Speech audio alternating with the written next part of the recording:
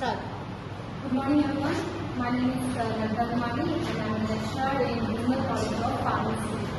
So today I am going to start the subject Human Anatomy and Physiology, and our topic is cell. So what is cell?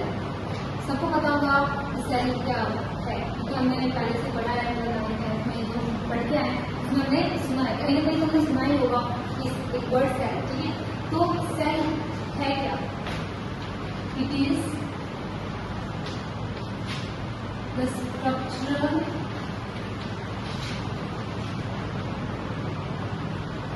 and functional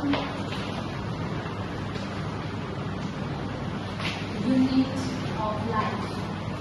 मतलब cell क्या है? ये एक structural and functional unit of life का मतलब जो हमारी हम जो ह्यूमन बीइंग्स हम जो बने वो हमारा जो सबसे छोटी जो इकाई होती है वो क्या कहलाता है? सेल कहलाता है।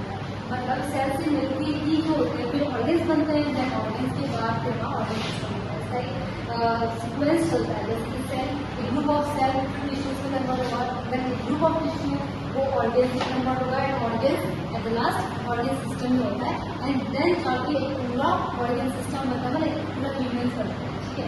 तो सबसे स्मॉलेस्ट यूनिट क्या कहलाता है? सेल कहलाता है। इसको हम लोग structural and functional unit of life को बोलते हैं। अब हम इसको स्ट्रक्चरल क्यों बोलते हैं, फंक्शनल क्यों बोलते हैं? स्ट्रक्चरल का मतलब ये होता है कि जो हमारी संरचना है, जो हमारा स्ट्रक्चर है, वो भी हमारे किससे मिलकर बना हुआ है?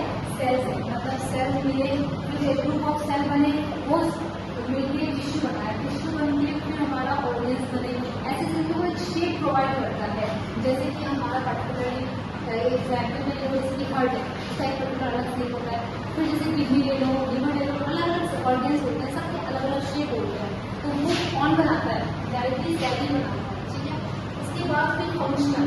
अब फंक्शनल का मतलब क्या हुआ कि अलग अलग ऑर्गन्स के अलग अलग फंक्शंस होते हैं। हमारा हार्ट का काम अलग होता है, हमारा हार्ट का काम होता है पंप करना, किडनी का काम होता है सर्कुलेशन, लंग्स का काम होता है रेस्पिरेशन, ऐसे अलग अलग ऑर्गन्स के अलग अलग फंक्शंस होते हैं, और वो इसलिए हम उसको फंक्शनल बोलते हैं, ठीक है।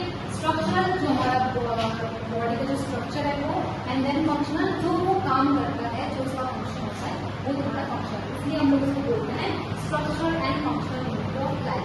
एंड सेल क्यों इम्पोर्टेंट है? क्योंकि सेल से ही सब कुछ बना हुआ है। अगर सेल नहीं होता तो कुछ नहीं होता, है ना, इसलिए, ठीक है। ये तुम्हारा इसका डेफिनेशन है सेल।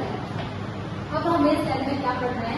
इसका स्ट्रक्चर पढ़ना है, स्ट्रक्चर, एंड देन इसके अंदर जो भी कंपोनेंट्स, अलग अलग कंपोनेंट्स पाए जाते हैं, उन कंपोनेंट्स के नाम, क्या क्या फंक्शन है और क्या क्या काम वो करता है, इसके बाद, ठीक है। तो सबसे पहले हम बना लेते हैं इसका डायग्राम।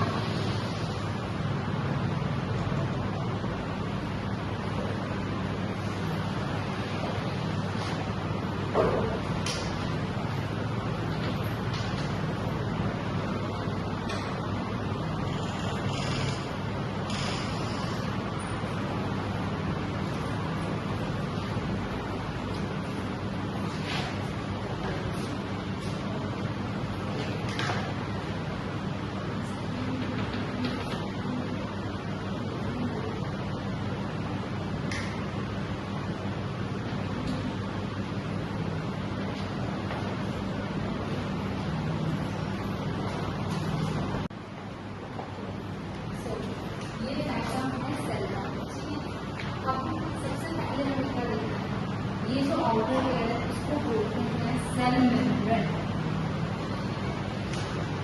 देन सेंटर में होता है न्यूक्लियस, उसके बाद अलग अलग है, इसको बोलते हैं mitochondria. Then this is rough endoplasmic reticulum.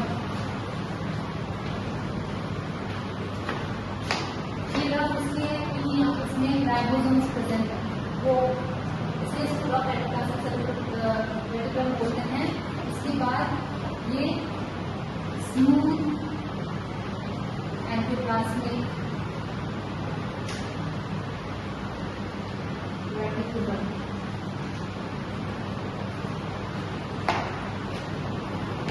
इसके अंदर प्रेजेंट होता है साइटोप्लाज्म।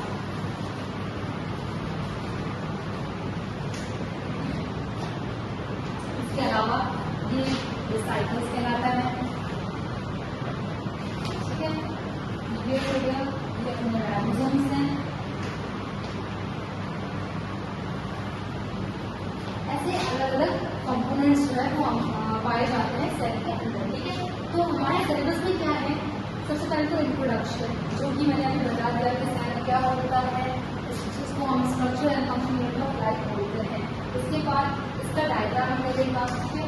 अब इसके आगे जो हम पढ़ना है कंपोनेंट्स। कंपोनेंट्स का क्या होता है, जो इसके अंदर जो पार्ट पाए जाते हैं, जैसे ये हमने बनाया सेल मेम्ब्रेन, ये सारे क्या है, ये सारे सेल के कंपोनेंट्स हैं।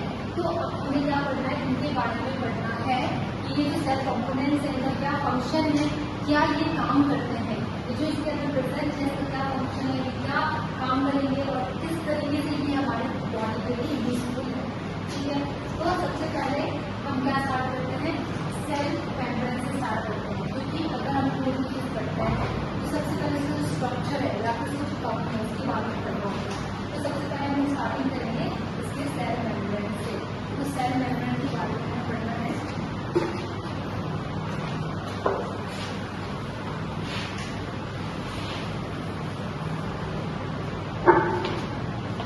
सबसे पहले किसके बारे में पढ़ेंगे, सेल मेम्ब्रेन।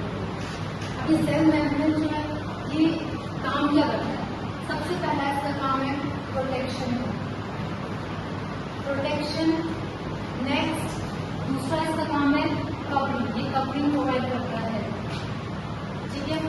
इसके अलावा प्रोटेक्शन कैसे होता है, जैसे कि मान लो सेल के अंदर जो कंपोनेंट्स पाए जाते हैं इसको बाहर जाने से रोकता है, मतलब एक कवरिंग प्रोवाइड करता है ताकि जो बाहर से जो मैटेरियल्स हैं वो अंदर ना आए और जो अंदर के मैटेरियल्स है वो बाहर ना जा पाए। तो इस तरीके से ये प्रोटेक्ट कर रहा है। इसके अलावा अगर बाहर मतलब एक्स्ट्रा सेलुलर फ्लूइड में अगर कोई बैक्टीरिया या फॉरेन सब्सटेंस एंट्री कर जाती है तो उसको अंदर जाने से रोकता है, सेल के अंदर जाने से वो रोकता है। इस तरीके से ये उसको प्रोटेक्ट कर रहा है। जो सेल मेम्ब्रेन है वो इसके अंदर सेल के अंदर जो कंपोनेंट्स पाए जाते हैं उसको प्रोटेक्ट करने का काम करता है, ठीक है। इसके अलावा कवरिंग, ये कवरिंग प्रोवाइड कर रहा है, इसको कवरिंग प्रोवाइड कर रहा है, ठीक है। तो ये मेन फंक्शन जो सेल मेम्ब्रेन का होता है ये प्रोटेक्शन का ही होता है। एंड जो फॉरेन मटेरियल्स होते हैं उसको अंदर आने से रोकता है या फिर अंदर की जो चीजें हैं कंपोनेंट्स उसको बाहर जाने से भी रोकता है, ठीक है। अब जो सेल मेम्ब्रेन होता है ये किस चीज से बने होते हैं, 3 चीज से मिलकर बने होते हैं। ये जो अपना सेल मेम्ब्रेन होता है इसका फंक्शन, अब इसको किस चीज से